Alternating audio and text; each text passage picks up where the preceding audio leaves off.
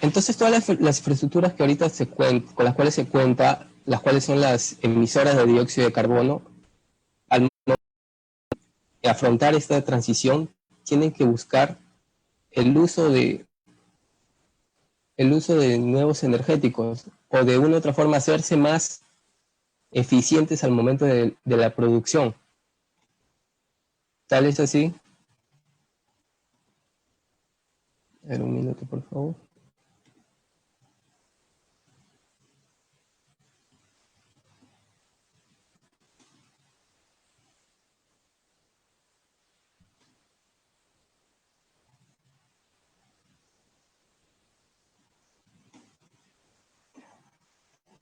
Tal es así que las refinerías, al momento de querer posicionarse y hacerse más eficientes, tienen que buscar reducir las emisiones de dióxido de carbono. Entonces lo que están buscando ahora es formar un nuevo hub, que se le conoce como el hub energético. Esta es una recomendación de Shell Technologies, en la cual menciona que la refinería de petróleo, al adquirir el petróleo para el procesamiento y la refinación, pueden colaborar con otras industrias, tales como la del hidrógeno, la del amoníaco, y también colaborar con las industrias de la biomasa, de las cuales se pueden beneficiar industrias del acero, cemento y energía, formando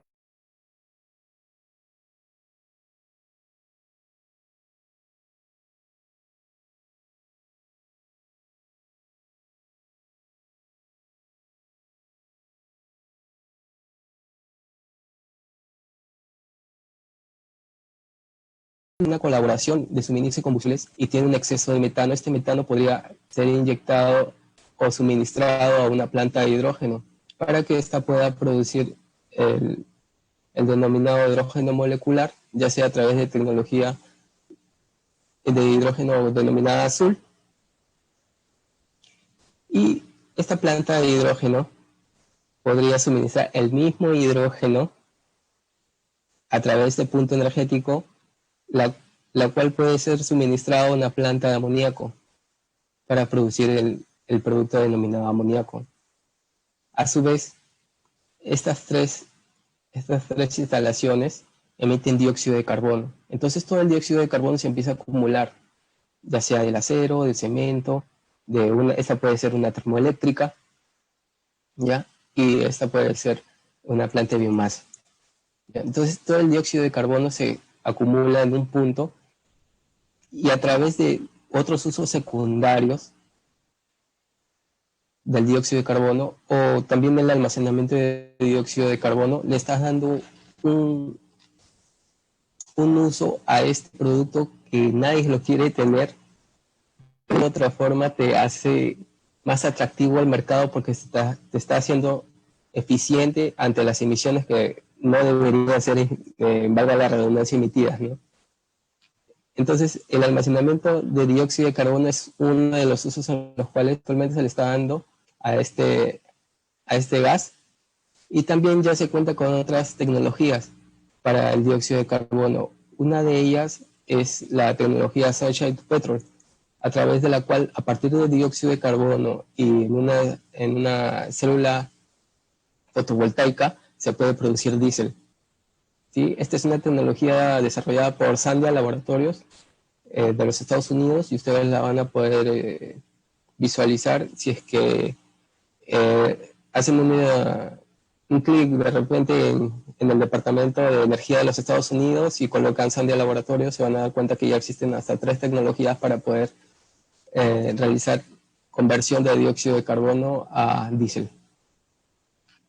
Entonces, para que todos los negocios que en estos momentos están funcionando con recursos fósil, estos pueden hacerse cada vez más atractivos y mantenerse en el mercado si es que buscan este tipo de hub, ¿no? O agrupación, o como también se le conoce como complejo colaborativo.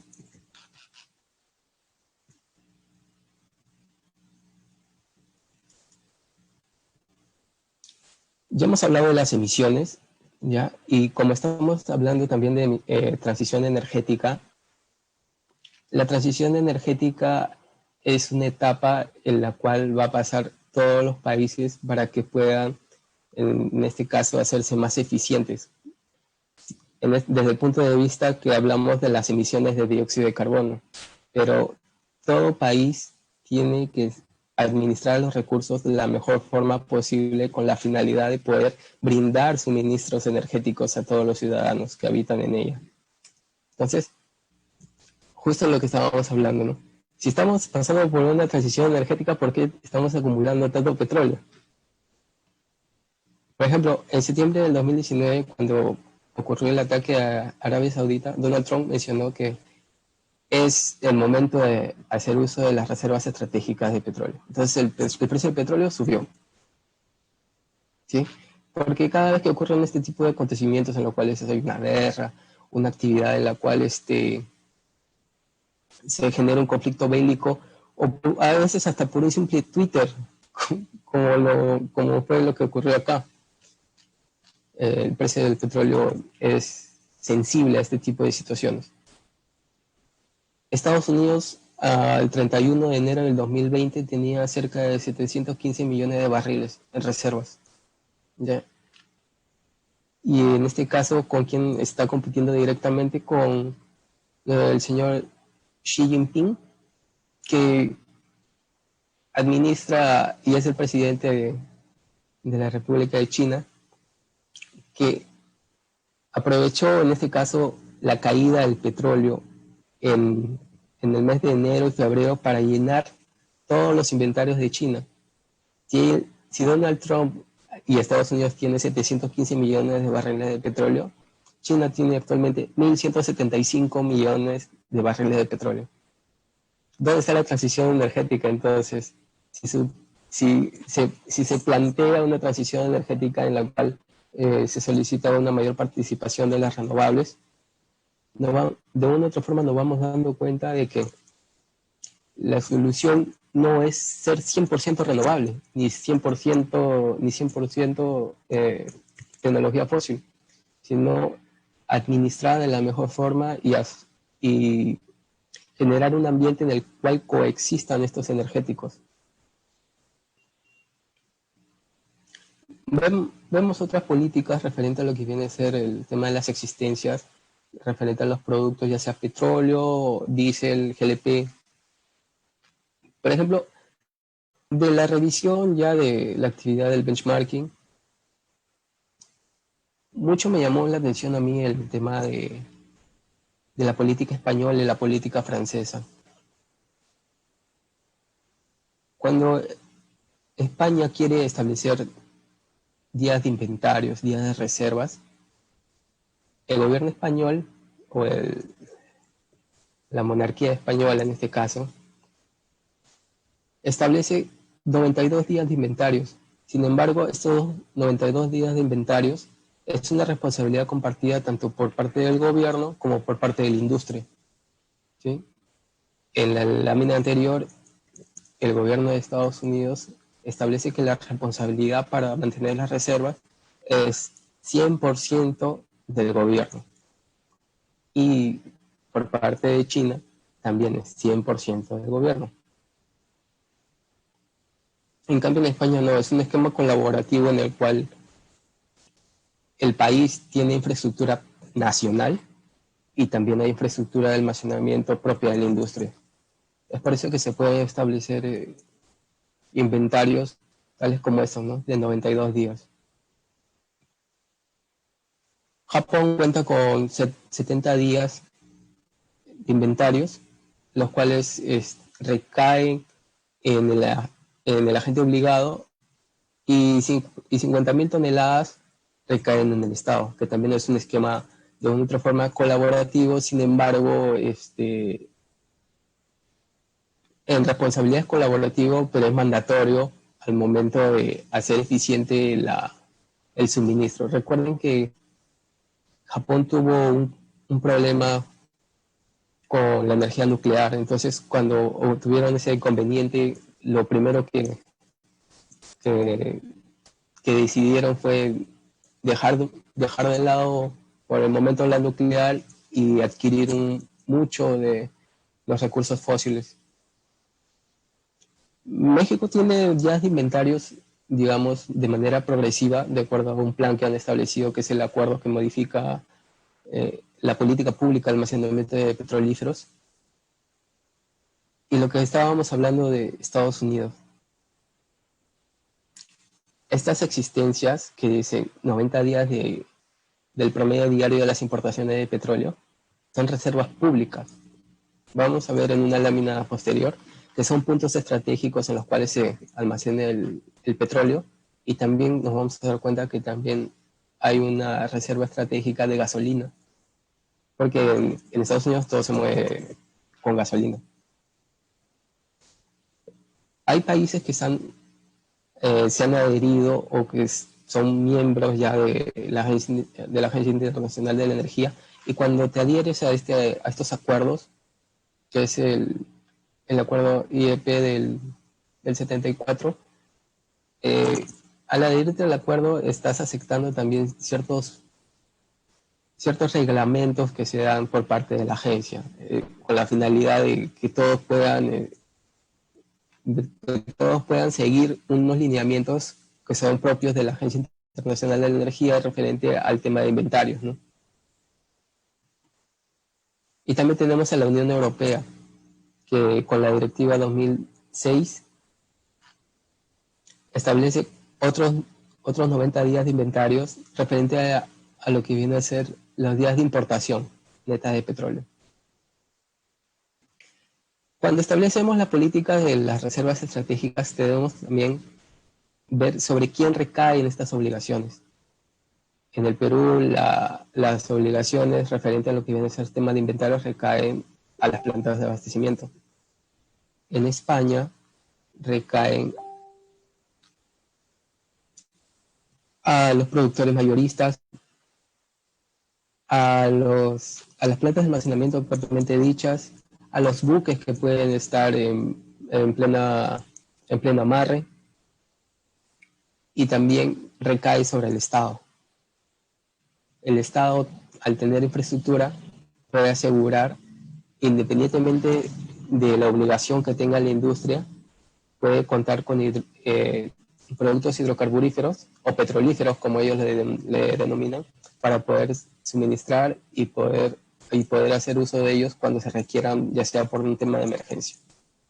Hay que tener en cuenta siempre que la planificación que se dio para España es algo que se hizo desde un inicio, dado que ellos tienen inclusive hasta ductos que interconectan España con Francia, y que si por algún momento no se cuenta con productos derivados de los hidrocarburos en España, a través de Francia pueden adquirirlo, ¿no? Y viceversa.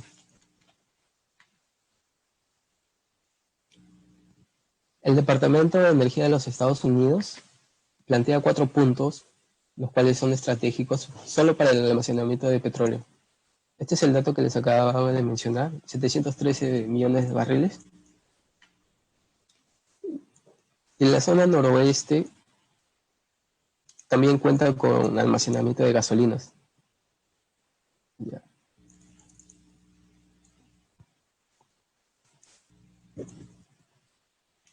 Cuando hablamos de la Unión Europea, todos los países que están dentro de la Unión Europea cuentan con una agencia, la cual es la responsable de verificar los inventarios y verificar las existencias.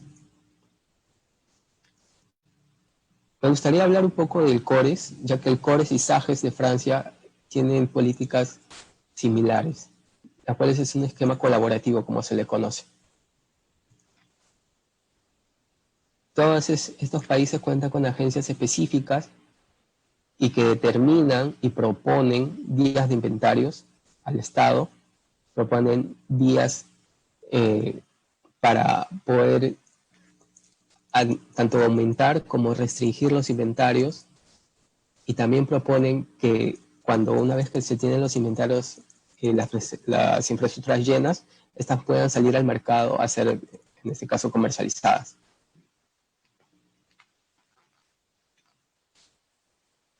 Desde el punto de vista de la organización del Estado, como les mencionaba, Estados Unidos cuenta con una obligación de las reservas estratégicas que es 100% estatal. En cambio, el Reino Unido es 100% de industria. Pero también tenemos que tener en cuenta que eso de 100% industria, ¿cómo decirlo? British Petroleum hasta el año 80, 90, el 75% del accionariado pertenecía al gobierno británico. Entonces, digamos que viene a ser una industria que también viene a ser parte, parte estatal. En cambio, aquí la agencia de España, que viene a ser el CORES, establece un esquema colaborativo, ya que, como les mencioné, hay infraestructura por parte de la infraestructura española, también hay infraestructura por parte del privado, pero también tienen un nexo con los mercados financieros. Tal es así que cuando los inventarios están, están. Sí, hay una pregunta, creo, pero hasta donde entendí es al final, ¿no?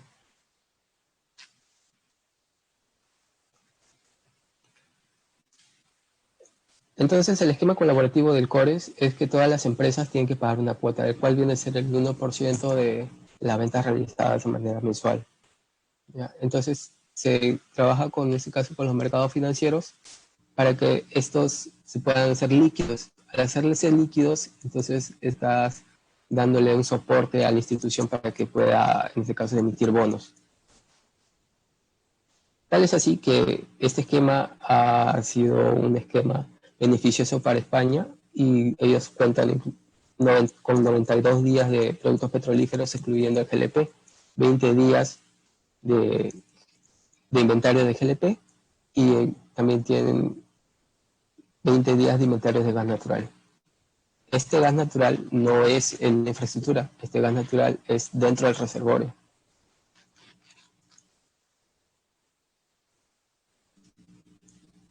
Esta es una lámina referente a cómo está, en este caso, dividida España por territorios, en lo que para nosotros viene a ser departamentos, para España vendría a ser una comunidad autónoma. ¿Sí? Si se dan cuenta, todas las comunidades autónomas tienen infraestructura. Es más, tienen hasta ductos de productos. Pero aquí también hay que hacer un análisis referente a lo que viene a ser el uso de los energéticos. ¿Por qué? Porque al contar con infraestructura, le estás asegurando que el ciudadano cuente con un energético sin interrupciones, un energético de respaldo. Y otro punto respecto a esto es que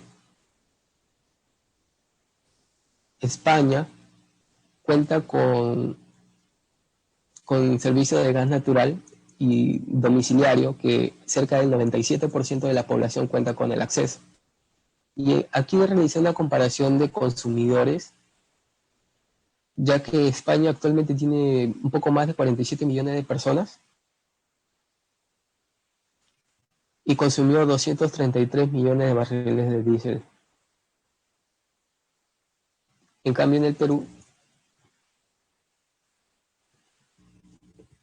Perú, tenemos un poco más de 32 millones y el consumo fue 536 millones de barriles de diésel. La pregunta sería, ¿por qué Perú consumió casi el doble de España, contando con 15 millones de personas menos que España? Básicamente es por lo que les acabo de mencionar. El ciudadano español cuenta con el servicio de gas natural domiciliario y este tiene una cobertura del 97% del servicio, del 97% de la población. Un tema que no nos ayuda mucho referente a lo que viene a ser nuestro país es la geografía. Es una geografía accidentada a comparación, bueno, mucho más accidentada a comparación de España. En España se cuenta con 4 grupos de consumidores, los cuales son preponderantes al momento de brindar servicios. Tienes la industria, tienes lo que vendría a ser un denominado un usuario industrial, comercial, y lo que viene a ser la conexión domiciliaria, ¿no?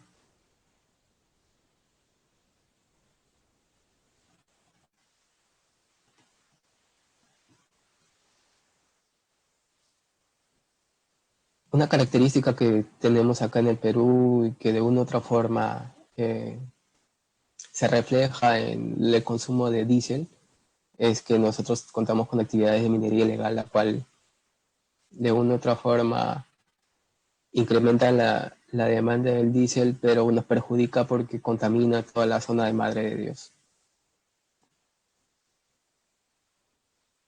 Y lo que les comentaba anteriormente, ¿no? La tarea de los inventarios es trasladada a las plantas de abastecimiento.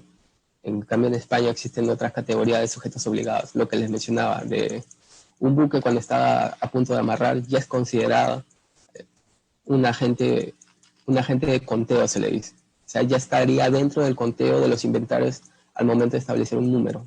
En cambio, en el Perú no se toma en cuenta eso. Todo recae en las plantas de abastecimiento.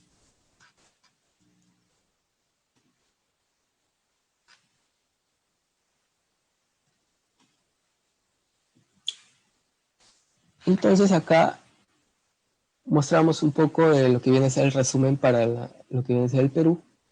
En el Perú tenemos existencias medias y existencias mínimas. ¿Y quiénes son los agentes obligados? Bueno, en este caso, productores que a través de una planta de abastecimiento cuenta con infraestructura para poder realizar despachos. ¿Y sobre qué se mide o sobre qué se exige, en este caso, el inventario? Se exige respecto a lo que viene a ser el despacho diario promedio de los últimos 6 meses anteriores al periodo de evaluación.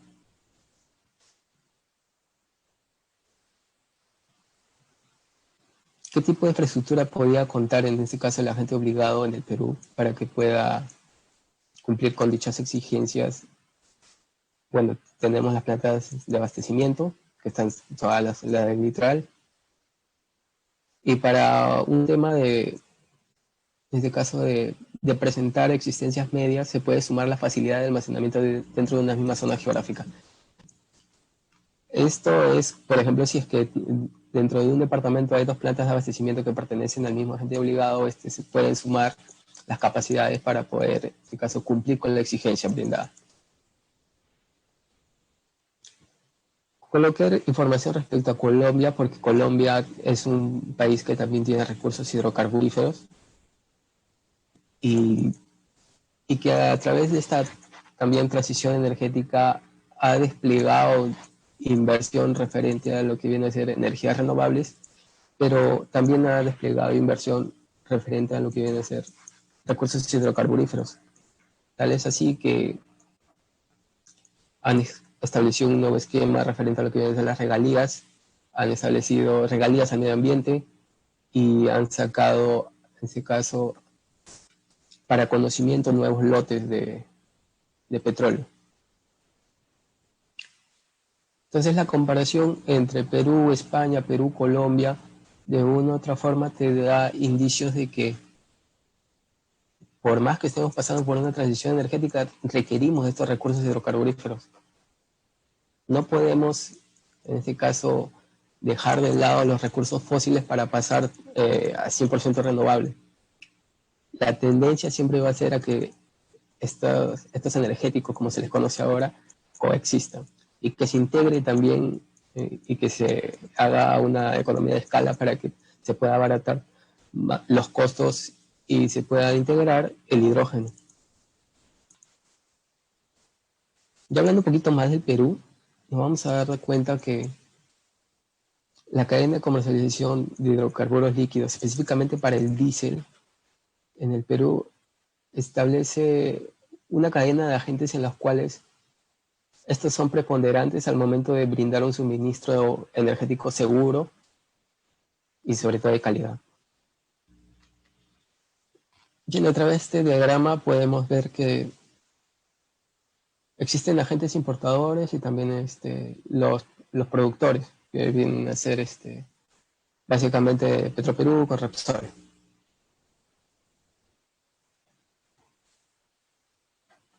Entonces, tenemos productores de biocombustibles y también podemos importar biocombustibles, los cuales en una planta de abastecimiento pueden almacenar el producto que ya está en especificación. Sabemos que diésel, se le dice diésel B5 porque tiene 5% de volumen de biodiesel. ¿Ya? Y a través de este agente que viene a ser el distribuidor mayorista, que a través de una planta de abastecimiento despacha el producto, es que recae la tarea de contar con las existencias medias y existencias mínimas.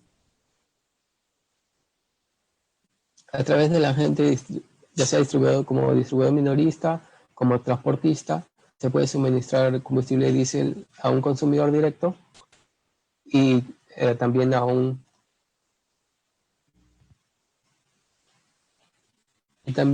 grifo o en ese caso establecimiento de venta al público.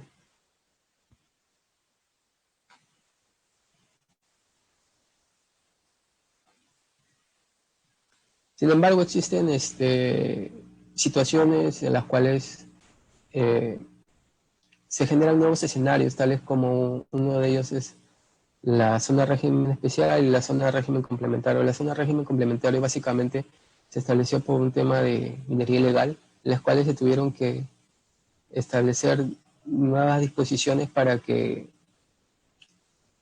el diésel no sea desviado para actividades ilegales.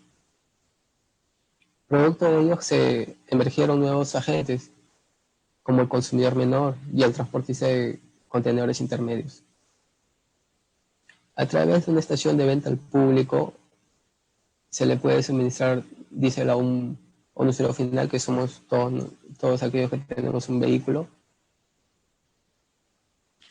Pero acá hay un concepto en el cual tenemos que de una u otra forma adecuarnos con respecto a lo que viene a ser la seguridad al momento de brindar un energético. Hablemos específicamente de todo lo que está encerrado en ese recuadro. ¿Sí?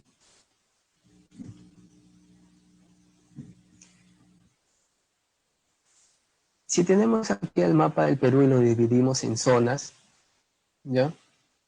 Y realizamos una estimación de la población que tenemos actualmente, y con esta realizamos una evaluación referente a lo que viene a ser la demanda de diésel, nos vamos a dar cuenta que en el año 2000 éramos 25, casi 26 millones de peruanos, y que esos casi 26 millones de peruanos demandaron 56 miles de barriles por día en promedio, ¿ya? Y que, de acuerdo, estas son estimaciones del INEI, ¿ya? Y que para el año 2020, que está cerca de lo que actualmente está censado, estima que somos 32 millones, poco más de 32 millones, el consumo de diésel vendría a ser 123 miles de barriles por día, en promedio. No estoy considerando aquí el efecto COVID por el simple hecho de que el COVID se dio como un evento que de una u otra forma perjudicó a todos los países, y que en este caso nos hizo entrar en una recesión, ya sea a nivel industrial, a nivel energética, y sobre todo, ¿no?, nos afectó a todos a nivel salud. Entonces, habría que evaluar qué aspectos intervienen en lo que viene a ser el crecimiento de la demanda del diésel, ya sea de manera positiva o de manera negativa. De manera positiva, desde el punto de vista de emisiones, cuando tienes un sustituto que te pueda brindar lo mismo que te brinde el diésel, en este caso podría ser un gas natural o renovables para lo que viene a ser producción de energía, perfecto, porque no estás emitiendo. Y para lo que viene a ser transporte, si con gas natural, con GLP, en ese caso la electromovilidad puede realizar las mismas funciones que con las cuales realizaba con el diésel. Perfecto, sí. Pero ahí también hay que tener en cuenta algo, que actualmente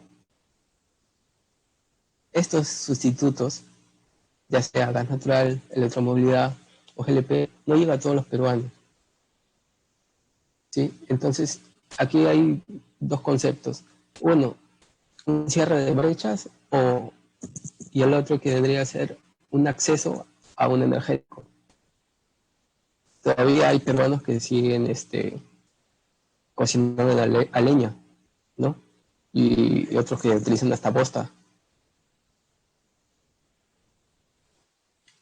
Y bueno, y los temas referentes a lo que vienen a ser los otros productos, ¿no? Ya sea contrabando combustibles en esta zona,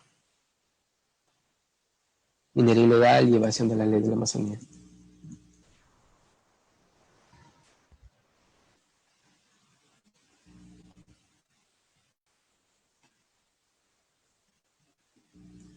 Vamos a hacer una anotación respecto a lo que vienen a ser las plantas de abastecimiento y cuando ingresas a lo que viene a ser el registro de hidrocarburos de los INERMIN puedes descargar todas las plantas de abastecimiento que se encuentran a nivel nacional. Entonces aquí nada más hemos colocado las plantas de abastecimiento. Vamos a dividir el país en 4 zonas por el simple hecho que vamos a hacer un ejercicio referente a la disposición del energético a nivel nacional.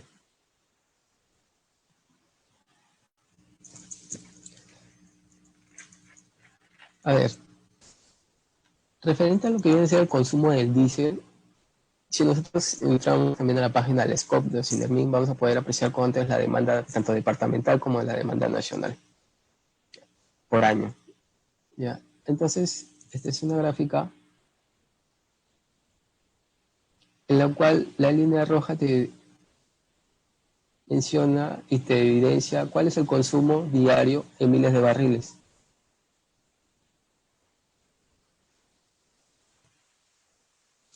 Las barras de color verde vienen a ser la capacidad de almacenamiento. Cuando descargan también, es un Excel de Sinermin, te dice cuánta es la capacidad de cada planta de abastecimiento. ¿Sí? ¿Qué es lo que podríamos inferir acá? Por ejemplo, que nuestro consumo está muy por debajo de lo que viene a ser la capacidad de almacenamiento. ¿Sí? Y si vemos nuestras obligaciones como país de contar con existencias mínimas y existencias medias,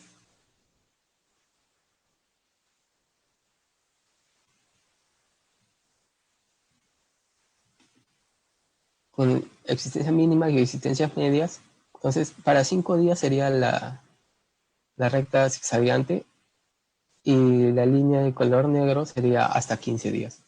Entonces podríamos decir, entonces no requiero mayor capacidad de almacenamiento por el simple hecho de que si sumo todas las capacidades de almacenamiento a nivel nacional, están por encima de lo que debe ser el consumo diario.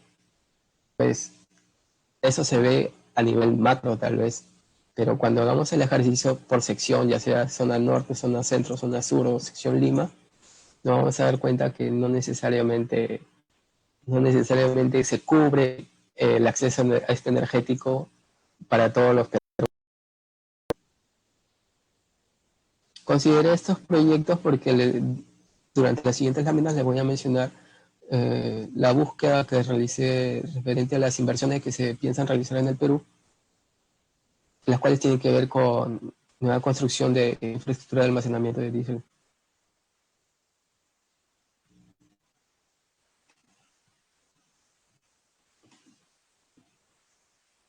Bien, entonces, si hacemos el mismo ejercicio que realizamos para todo el país, para cada una de estas secciones, podemos apreciar que la capacidad de almacenamiento solo en la zona Lima sí satisface lo que viene a ser o está por encima de lo que viene a ser el consumo diario de la zona. ¿Sí? Sin embargo, existen proyectos que se van a realizar como, como el cual viene a ser el proyecto Monte Azul en Lima Sur, que se estima que sea entre 385 a 390 miles de barriles, el cual va a poder afianzar, en este caso, el stock o el almacenamiento de diésel. ¿Sí? Recuerda que cuando uno se coloca las inversiones, siempre tiene que colocar la inversión, uno, cerca al recurso o cerca a la demanda. Es por eso que Lima demanda una gran cantidad, ya sea está entre el 35 o 45% de la demanda nacional. Y es por eso que las inversiones, en este caso en Lima, siempre van a estar ahí pendientes de dónde es de que se coloca tal vez en infraestructura para que pueda demandar, para que pueda provisionar de diésel, ¿no? En cambio, si vamos a la zona norte, no hay proyectos, no hay proyectos. El proyecto, en este caso, que es el más notable, es el PMRT, ¿no? Se estima que la capacidad de almacenamiento de diésel con el PMRT ya está terminado, se va a incrementar entre 15 a 17 miles de barriles más con respecto a lo que ya se tenía anteriormente, ¿sí? Y en este caso, como se puede apreciar, el consumo diario puede ser satisfecho por la capacidad de almacenamiento que se cuenta, ¿no? Cumpliendo las obligaciones establecidas por norma, ¿no? Desde existencias mínimas a existencias medias. Ahora veamos en la zona centro.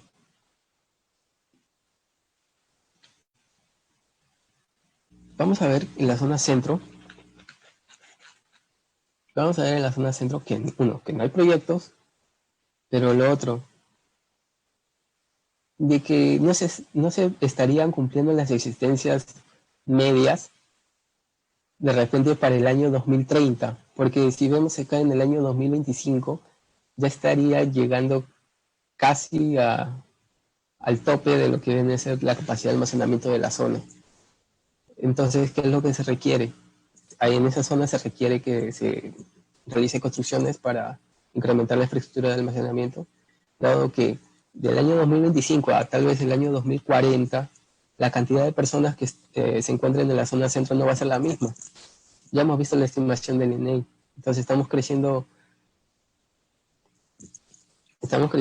a una velocidad extrema, ¿sí? Para la zona sur, si bien la capacidad de almacenamiento es menor a los 800 barriles, a los 800 miles de barriles por día, esta zona sí podría, en este caso, ser satisfecha si es que los proyectos con los cuales ya se están, en este caso, hablando, se realizan, ¿no? Tales como es Monte Azul en Mollendo, que ya es un hecho. El proyecto Trafigura, el cual estima que se realice una infraestructura, se construye una infraestructura entre los 680 a 690 miles de barriles, los cuales podrían, en este caso, aliviar no solo el consumo diario, sino también estaría brindando una seguridad porque estaría cumpliendo con las existencias medias requeridas por norma, ¿no? Entonces nos damos cuenta de que de una u otra forma necesitamos que la infraestructura sea descentralizada, porque al contar con infraestructura descentralizada podemos asegurar que todos los ciudadanos de a pie puedan contar, ya sea con este caso, con el energético diésel, en el cual estamos haciendo el análisis, disponible, seguro, sin restricciones de suministro, y con la finalidad que no nos veamos perjudicados por este tipo de situaciones. ¿Ya? Cuando hablamos del mal tiempo, hablamos de una altura de ola arriba de 2.3, 2.5 metros, en el cual no es un escenario óptimo para que el buque pueda amarrar. Entonces la Dirección de Capitanías y Puertos emite un comunicado como es el de acá, en el cual te dice que todos los terminales se cierran, ya sea tal zona, zona A, zona B, zona C, y todos se van a Puntadero Callao, por ejemplo, en el caso de Lima, ¿no?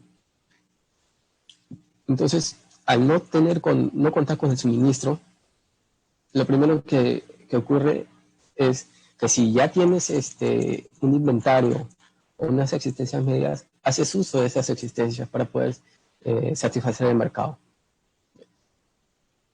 Pero si es que no tienes ese suministro y los terminales están cerrados 20 días, 25 días, te estás agotando las existencias.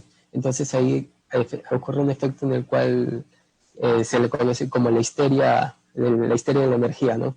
En el cual todos creen que ya se va a acabar en el Perú, entonces los precios suben, y al subir los precios, es más, se generan conflictos sociales por el tema del suministro al momento del precio de venta.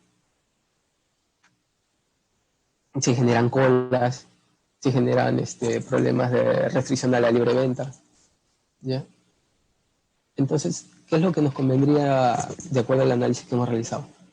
Nos convendría contar con más infraestructura a nivel nacional, pero que esta infraestructura sea descentralizada. ¿Por qué? Porque todas las plantas de abastecimiento están cercanas a la costa. No tenemos muchas cerca al centro, cerca al sur. Entonces, necesitamos contar con este tipo de infraestructura para que podamos suministrar a todos aquellos departamentos que no cuentan con una planta de abastecimiento, ya que estos se pueden ver afectados por un cierre de carreteras, por cualquier manifestación social, fenómenos naturales, y es más, el que de repente para llegar a un departamento se cuenten con 2 o 3 rutas terrestres y una de ellas se cierre, nos dejaría solo una ruta para poder satisfacer a ese departamento, ¿ya? Pero imaginen llevar combustible desde la costa hasta el departamento del centro. El precio se va a modificar, ¿no es así? Entonces, en un escenario de restricción y con una modificación por un flete, tal vez es ahí donde debemos ponernos a pensar y decir qué pasaría si contáramos con infraestructura para poder suministrar combustibles en situaciones en las cuales el ingreso al mercado está restringido.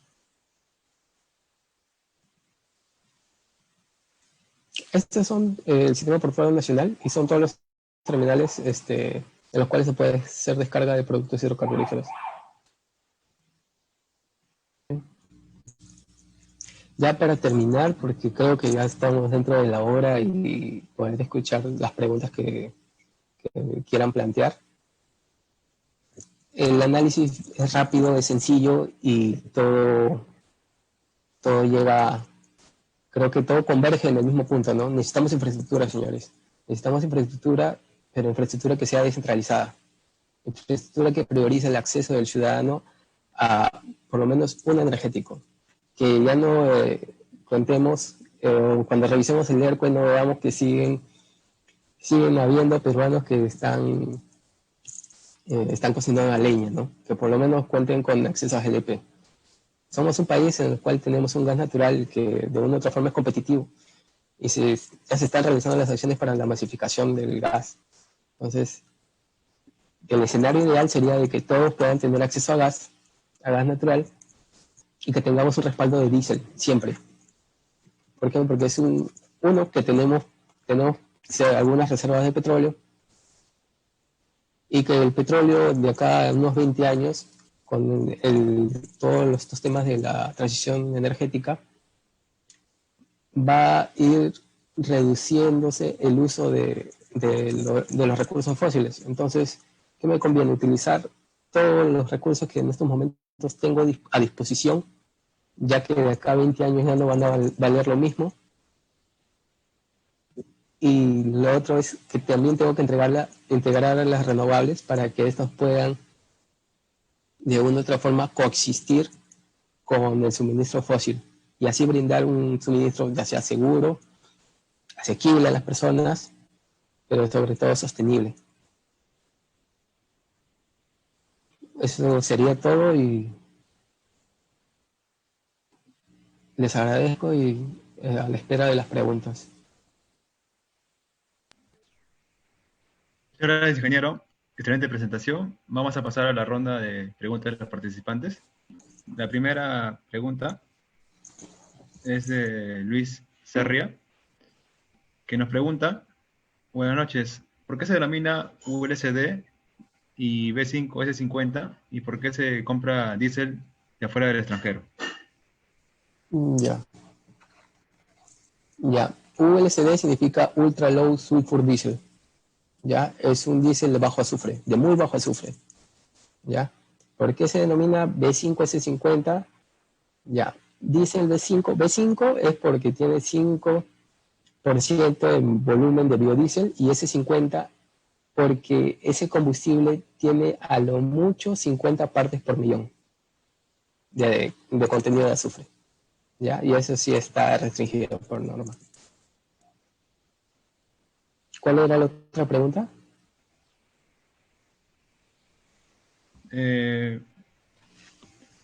No, bueno, la pregunta, nos preguntaban qué se denominaba el USLD y el B5S50.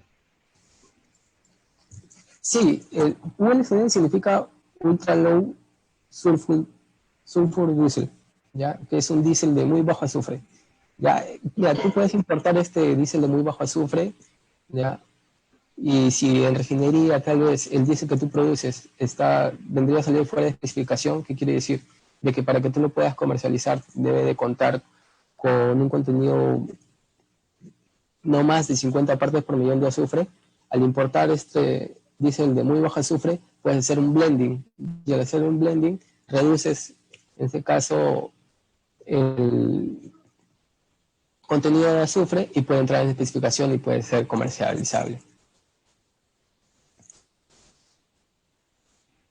Bien, ingeniero. La siguiente pregunta es de Carles Roque y nos consulta: ¿qué opinión daría si una estrategia es tender poliductos desde las refinerías, caso de Talara, hasta las principales plantas de abastecimiento ubicadas en la costa del Perú? Con ello se evitaría el tema del mal tiempo. Hans Roques, ¿no? Sí, la conozco, Hans. Sí, le conozco a Hans. Ya. Tender un poliducto desde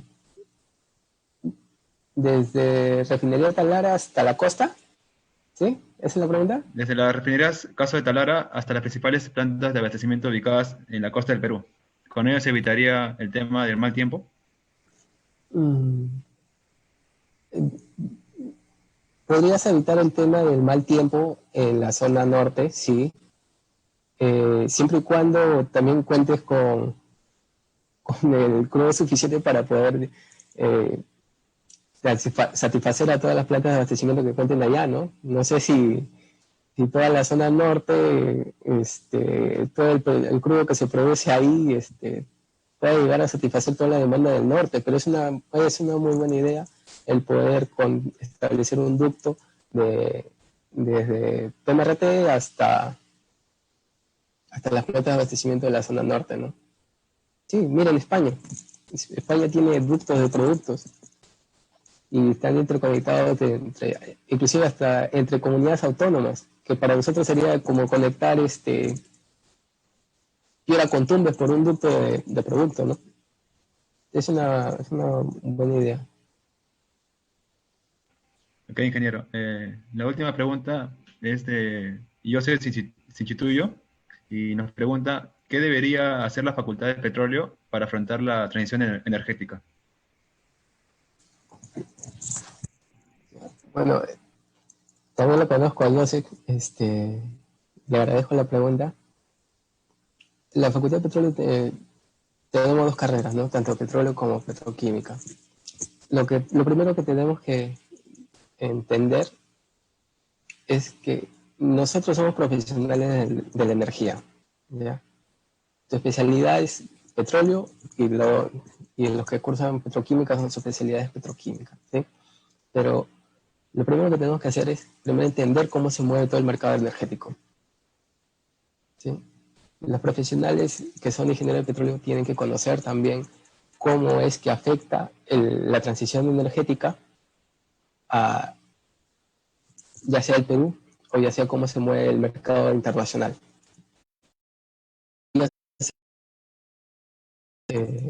La Facultad de Petróleo y Petroquímica, primero desarrollar líneas de investigación referente a los que vienen a ingresar, ya sea el hidrógeno, puede ser hidrógeno azul o hidrógeno verde.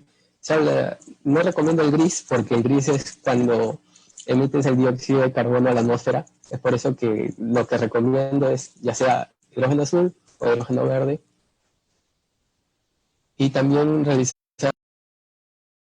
desarrollar líneas de investigación con respecto a lo que es el procesamiento, la captura y almacenamiento de dióxido de carbono, porque ya se encuentran tecnologías emergentes al momento de hacer uso de estas emisiones. La academia toma las decisiones que debe tomar en el, y así como a mí me da mucho gusto que existan ya líneas de investigación referente a lo que debe ser termoquímica. Se deben desarrollar más líneas de investigación, se deben de dar opiniones a los eventos internacionales referente a lo que viene a ser energía, ya sea energía fósil y energía renovable. Porque cuando hablamos de transición energética, estamos pasando por una transición energética en la cual se vende el modelo de que lo eficiente es lo que no emite dióxido de carbono, ¿sí? Pero también hay que saber que las energías renovables no es que no contaminen, sí contaminan. Que no emitan dióxido de carbono es otra cosa, pero sí contaminan. ¿Ya? Ok, ingeniero. Muchas gracias por su participación de parte de la SP. Ha sido una charla muy beneficiosa para todos. Esperamos contar con usted en una próxima, futuras conferencias. Muchas gracias, ingeniero. No, muchas gracias a ustedes. Para la UNI siempre me da tiempo. Ok, ingeniero. Muchas gracias. Para los demás asistentes, se les invita a la ponencia en unos minutos. ¿Cómo maximizar la ganancia y minimizar el riesgo e impacto? Un caso de éxito del Medio Oriente a cargo del ingeniero Jorge Pineda. Empieza a las 9:15. Muchas gracias por su asistencia.